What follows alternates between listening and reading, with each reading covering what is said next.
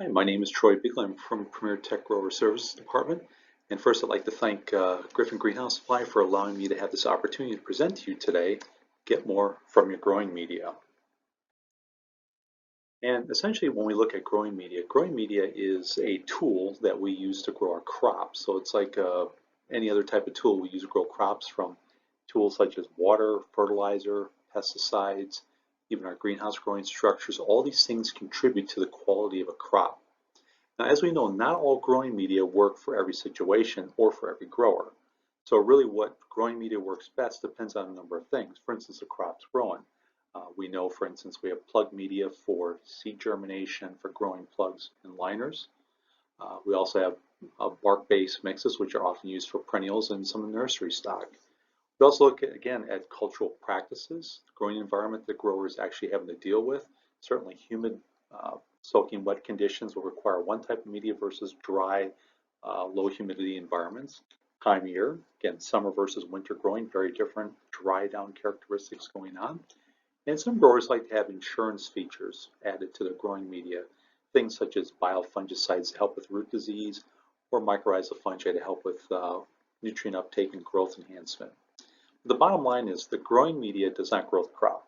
It's really the skill of the grower and the inputs that are used together that helps to grow the crop. But even with that being said, we have to keep in mind that the growing media is still an important contribution into the overall success of a crop. So three things we want to talk about. We want to talk about the physical properties of the growing media, the chemical properties, and last, the biological properties. Starting with the physical properties, I'm going to start out looking at the individual components. Then we're going to take the individual components, put them together to make different popular mixes and how that influences physical properties. And then we're going to look at the handling of the growing media, things such as mixing, then compaction, and water management, and how all that contributes to the physical properties. So getting back to this specific slide in front of us here, I don't want to focus a lot of attention on the individual numbers here, but suffice to say, things such as sphagnum peat moss, we know has a high water holding capacity, also has a fairly decent air porosity. It's lightweight. Things such as pine bark, a little more bulk density, so it gives the containers a little bit more weight, but also reduces water holding capacity.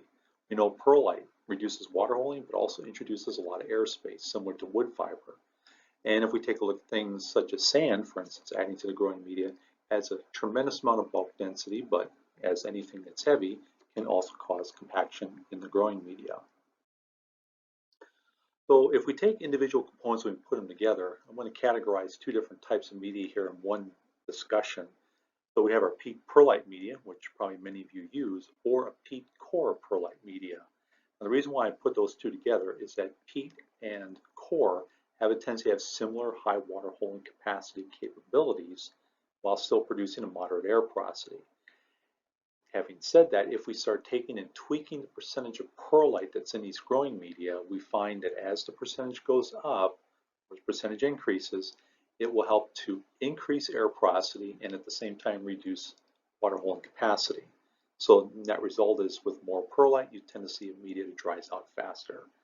So in practical situations, a higher percentage growing or a higher percent perlite growing media tends to benefit growers when growing conditions are very humid, so that can happen down in the south in the summer, and certainly under low light growing conditions in the winter months, especially up in the north, where the mix just doesn't dry down, plants aren't growing, and water usage is very slow and poor. It's also a great product to use if you have a lot of employees that have a tendency not to know the best way to water. They tend to overwater. Now, a lower percentage perlite growing media works great for fast dry down conditions. So late spring all the way through fall, when sun levels are higher, conditions are a lot more warmer, greenhouses are open, things are drying out faster, those mixes perform much better. Again, you can use them year round, but they tend to perform differently depending on that. If you look at the next category of growing media, peat bark media, and oftentimes they have perlite mixed into them. As we look at the bark content or the perlite content of the growing media increasing, those percentages increasing, water holding capacity tends to decrease. Now that's assuming one thing, the bark is not fine. If you have a lot of bark fines or the overall bark is really small, this will actually work towards increasing water holding capacity we're decreasing airspace quite a bit, which then causes the growing media to dry out more slowly. On the flip side, if your bark is coarse, what will end up happening is it'll happen to decrease your water holding capacity and increase your airspace. So depending on the size of the bark will determine where the water characteristics go. And the last category would be your peat wood fiber media. So wood fiber increases water holding capacity, somewhat like peat, but not quite as much. And it does in fact improve airspace in the growing media, increases air porosity. But wood fiber and perlite are not the same. Yes, they may have similar air porosity characteristics in a peat-based mix, but wood fiber tends to increase water holding capacity compared to perlite. Now, one thing we tend to also use as a second caveat is we look at the surface media, we look at the color of it to determine the dry down rate of the growing media. So we know a peat perlite mix, when we see it turn light colored, we know it's ready to rewater. When wood fiber is mixed in, that doesn't quite work the same way, because when wood fiber is mixed in, we don't get the wicking action of the water coming up from the bottom of the pot to the surface of the media, where we get that dry down. So since that wicking is not quite there, the surface will dry out faster than what's below and give the illusion that the mix is actually dry when it's not. So you just have to simply work on figuring out when that proper time is there to water. Now we look at the growing media and we mix it together. So we take all the components, or if we have the pre-made mix, depending on what you have here, you put in the machine. You want to make sure your mixing machine has slow turning ribbons or paddles. The other thing is when it's in the machine, we want to minimize the time of mixing. The idea is just to loosen it up or mix it together, and that's it. And we want to add moderate moisture. That does two things. One, it reduces dust, and it actually helps reduce some of the damage to the peat fibers. If we do excessive fluffing or mixing, or it's in the mixer too long, we tend to destroy our peat fibers and our aggregates, like our perlite gets crushed, or our bark can get crushed. This in turn creates fines. The fines then will plug up the airspace within the growing media, so it reduces your air porosity and creates poor drainage. Plant roots are not aquatic structures. They do need air. They do need oxygen. So what happens is if your air porosity is real low, your roots don't receive enough oxygen from the growing media, the plants are going to struggle to grow. Therefore, bottom line is your growing media is going to be like mud, and it's going to dry out very slowly, which is not desirable. So once we have our growing media prepared, we can now fill containers.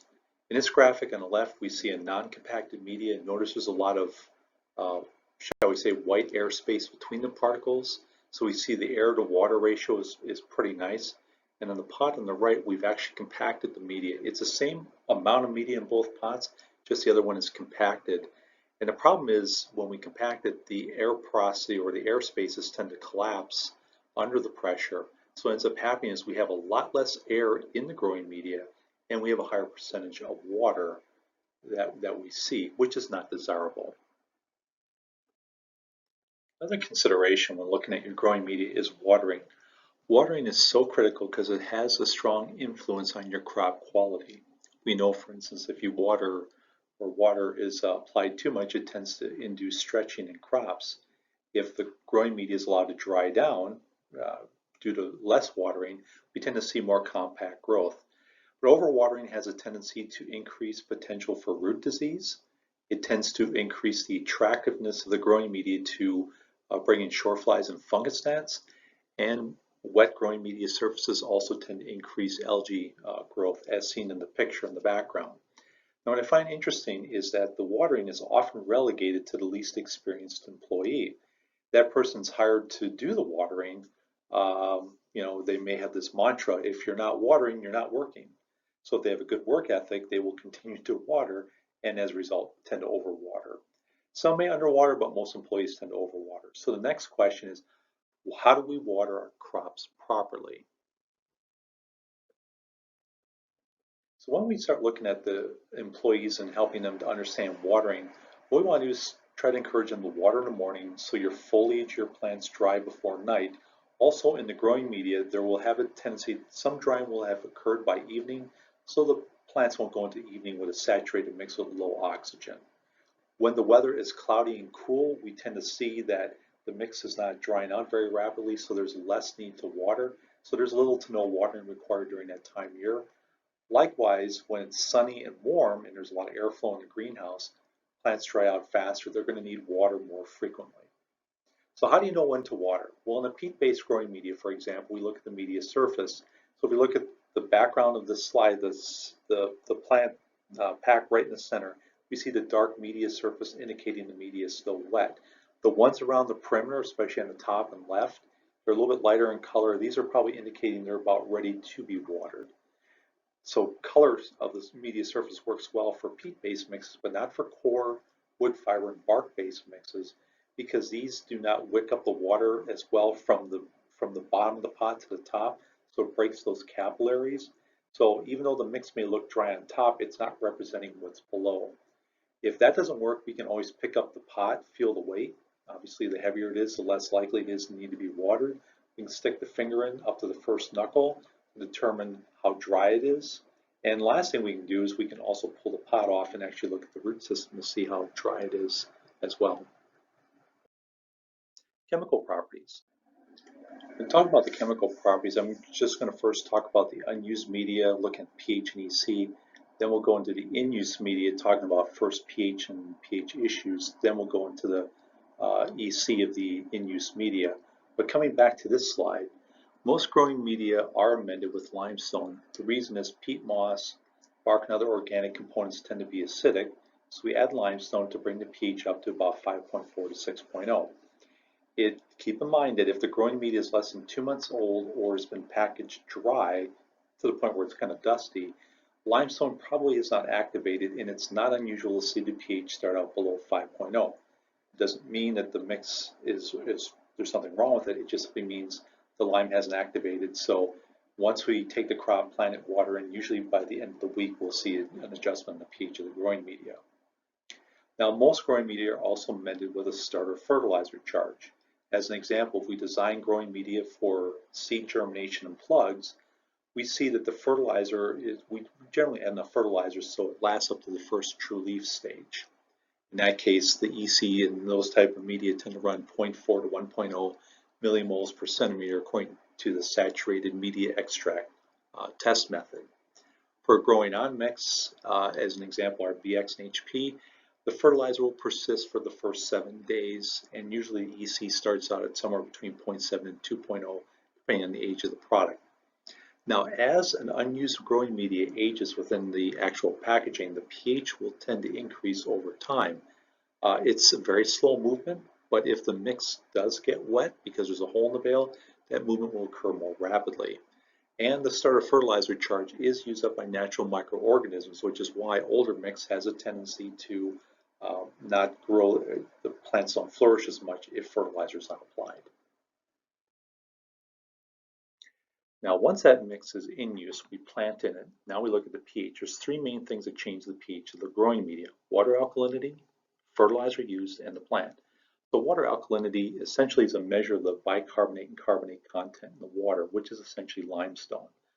The higher the water alkalinity is, the more lime you add every time you water, which causes your pH, your growing media, to climb faster.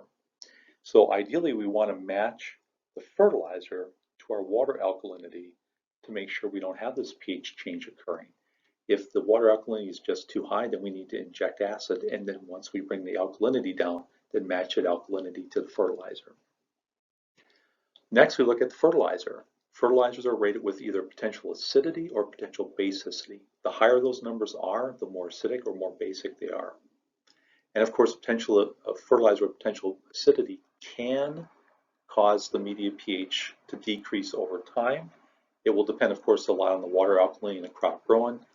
And in the case of a fertilizer with potential basicity, it will increase the pH over time, considering your water alkalinity also increases pH, so the two of them working together tend to cause pH to go up. The plant itself, what it does is as the plant roots take up the fertilizer, the plants will then generate the acids or the bases that causes the change in the pH of the growing media. It's not so much the fertilizer that changes pH, it's really the plant usage of it that changes pH. And we do know that some plants are very good at dropping the growing media pH, and those include crops such as geraniums, marigolds, and New Guinea impatiens. We tend to see these pH issues drop more rapidly. In the case of Calibrachoa and Petunia and several other crops, we tend to see but they're more efficient in increasing the pH of the growing media. So how do we correct high growing media pH? Well, look at the fertilizer. Use something with higher potential acidity. So maybe switch it up to a 20-10-20, or maybe what I call a rescue product, 21-7-7. It will change pH very rapidly, but it's very acidic. Or maybe you don't need to do that. Maybe you just simply take your existing fertilizer and you apply it as a constant feed. Maybe you're only putting it on every other time or once a week. Or maybe you just take what you're doing right now and just simply increasing the fertilizer application rate. Anytime you have more fertilizer going into the system, the roots can generate more acid to help reduce pH. Another thing you do is acid injection. You can try to take that alkalinity down. I would not try to take that pH below 4, as that could cause damage to the foliage and also to the roots on the media surface. Old school, but we don't recommend iron sulfate and aluminum sulfate. They just simply do not work. Now, when correcting low growing media pH, you want to look at using a potentially basic fertilizer. If you're not currently using one, switch to one like a 15-0-15. Granted, fertilizers do tend to move pH more slowly. So if you want to, you can use a faster option like a flowable liquid limestone, which I believe is a very good product. It's rapid, usually adjusts pH within a couple of days to a week. That's a good one. Another one that some growers have used, which tend to increase salts quite a bit, would be potassium bicarbonate. Essentially what you're doing is you're increasing the alkalinity of the water. Is that what you're doing? I don't recommend a dry limestone to sprinkle on top of the media surface because it's very slow and unpredictable. It can work, but it takes too much time. And hydrated lime, the old-fashioned way, is just it's too caustic and rather unpredictable as far as its effectiveness. Now, for in-use growing media, we look at the EC. As I mentioned before, most companies put in a starter fertilizer charge.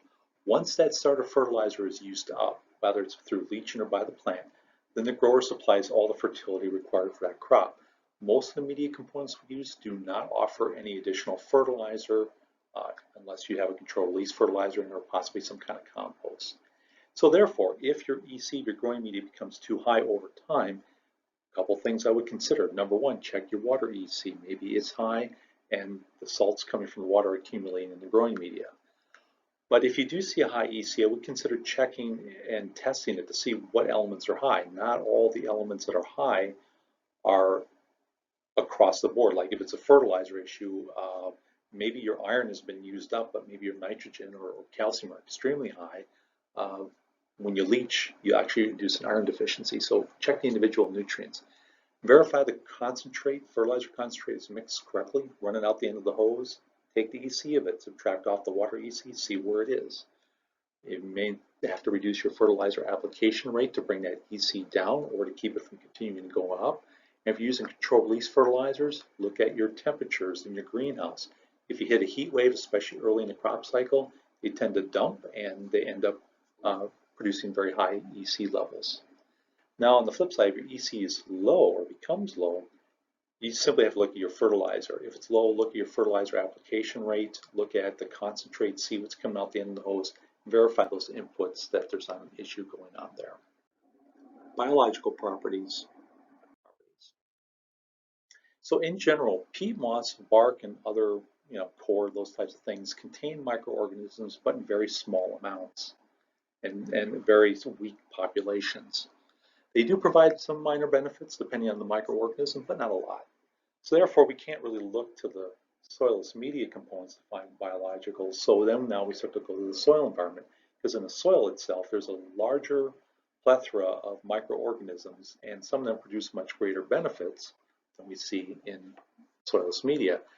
So what we do, like our company and other companies out there looking for biological organisms, go to the environment, natural environment, go to the soil, select out those that show benefits, and see if we can reproduce the outdoor benefits in a soilless media environment. So remember, plants will use microorganisms in the soil to help them to cope with stress. So stress coming from perhaps, let's say, lack of fertilizer, they'll use growth enhancers such as mycorrhizal fungi to help the plant grow better. Or maybe there's pathogens, so we'll use biofungicides such as actinomycetes, bacteria, and fungi that can help reduce the effect or even eliminate disease problems. So in the category of mycorrhizal fungi, we're going to focus on the endomycorrhizal fungi since they colonize most of the plants that we would grow in a greenhouse or in a controlled environment. Basically, when we inoculate the growing media, the propagules or spores will germinate and send out a mycorrhizal fungi hyphae, which will then find the root, penetrate the root, colonize it, and then once it's colonized, it will then send out a hyphae from the root to go out in the surrounding growing media or soil to search for water and nutrients and bring them back to the plant roots. This in turn increases the total absorptive area of the root system. Colonization takes place in about 2 to 4 weeks.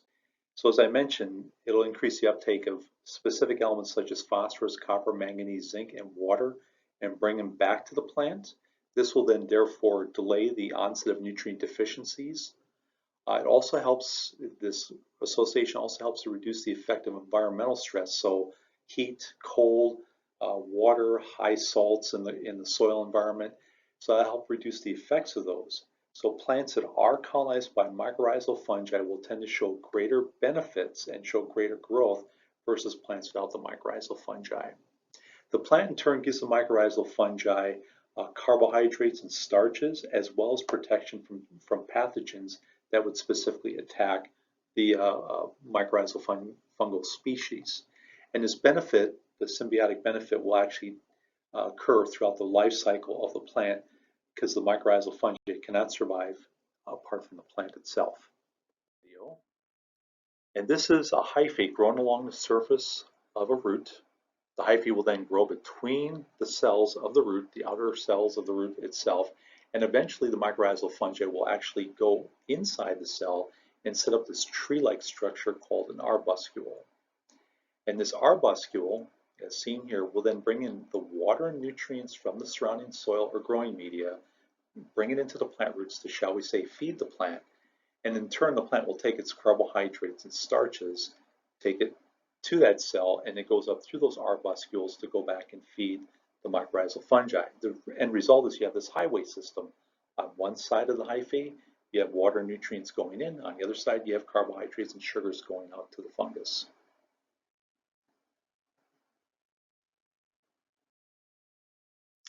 Now, talking about biofungicides, essentially biofungicides are various types of organisms that will grow on the root tips.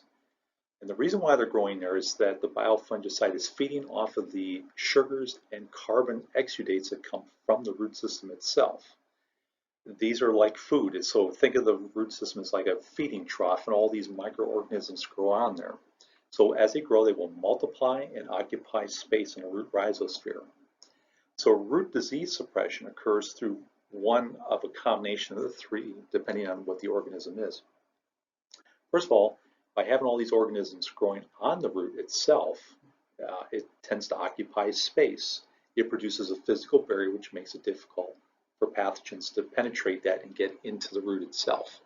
Second is, depending on the organism, like the actinomycetes and bacteria, tend to produce antibodies. And these antibodies are naturally produced, and it's kind of like a natural fungicide, if you want to say, which further wards off the pathogen. In the case of some of the biofungicides that are fungi, they will actually physically attack the pathogen and try to kill it. So those are kind of the modes of action, so to speak. With this going on, the result is you can reduce the use of chemical fungicide drenches. And as a result of that, because we get a healthier system, we get a stronger root system that's better able to utilize fertilizer and water from the growing media. Because again, you don't have root damage from pathogen attack, your roots are there, and it overall improves plant growth again because you don't have any root damage there. So the goal is to reduce plant loss, you stimulate plant growth because again, the plants aren't being stressed by pathogens, and it overall reduces grower cost to have to maintain or fix a crop problem. Now here's a picture. Through the middle is a root, and around the outsides you see all these little kind of dark gray, grayish blue dots. Those are bacillus bacteria, Bacillus pumilus specifically, and all those bacteria are feeding off and growing and multiplying because of the exudates that are coming out of that root. So the bottom line is, you can see why it'd be difficult for a pathogen to get through that physical barrier caused by the bacteria. Now this is kind of interesting. All the way to the left, you see the plant root, kind of that rounded structure there, And around that plant root is kind of like this whitish gray haze around it. That's the actual biofungicide, or that's an actual bacteria. In this case, it's a biofungicide bacteria growing on the root. Now, throughout the picture, we see this webbing, these thin structures, which would be mycorrhizal fungi. This would be the hyphae.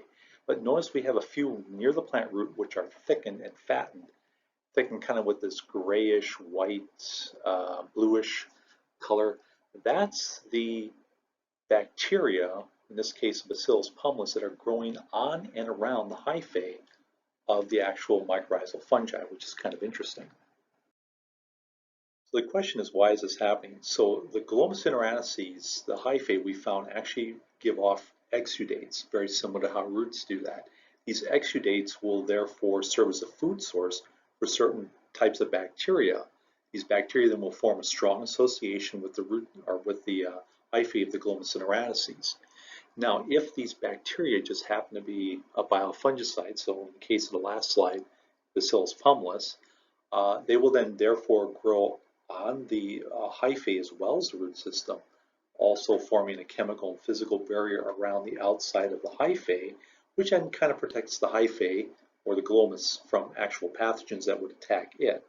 But more benefit for the grower is the fact that a greater percentage of the growing media is now occupied by Bacillus pumilus and the production of the antibiotic, which further produces a greater suppression of root rot pathogens. So we just simply don't have roots protected.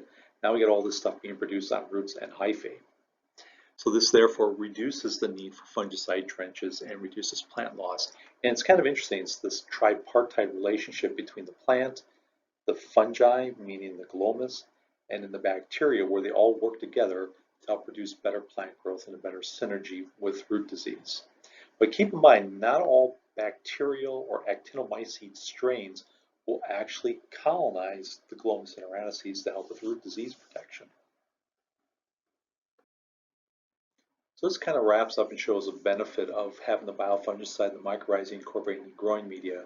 So in both pictures, they're grown in the same mix. The plants on the left, the salvia and the New Guineas, were not treated with any biological additives. The ones on the right were treated with the biofungicide mycorrhizae. Obviously, the plants were not fed to their needs because the plants on the left are yellow, but notice with the biological additives, they help reduce the onset of the stress caused by nutrient deficiency and root disease because the plants on the right with the biological additives are bigger. They're not growing faster than normal, they're just simply being able to sustain the stress caused by nutritional deficiencies. I want to thank you for listening, and if you have any questions, I will be here after the presentation to do so. Otherwise, thank you again and have a great day.